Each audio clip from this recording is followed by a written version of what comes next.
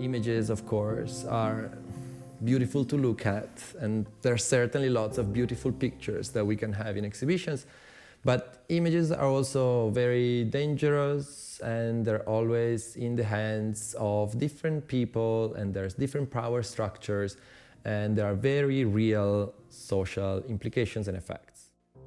My name is Marco de Mutiis. I work as digital curator at Fotomuseum Winterthur, and I'm doing a PhD with an SNF-funded project called Post Photography with HSLU, with the Hochschule Luzern in the research department.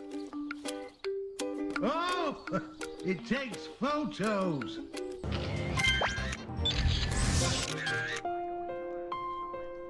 My personal research is about the relationship between play and games and photography and image making. So phenomena like in-game photography, but also the gamification of photographic practices that we see on social media and so on.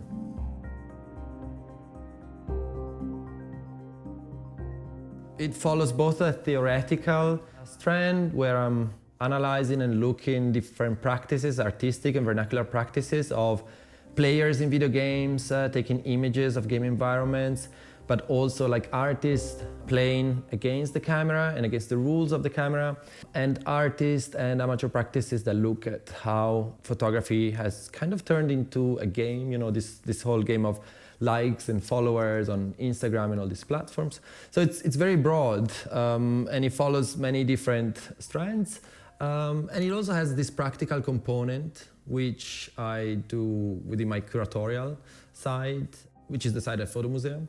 So the two are very linked.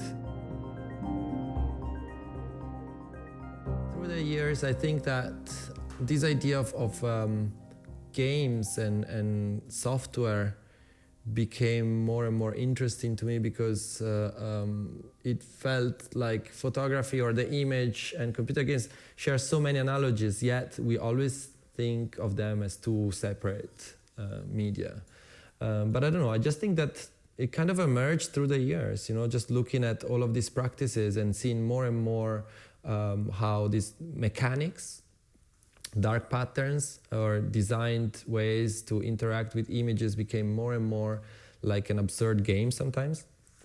So it just felt natural to start an investigation on the image that looked at the sort of game.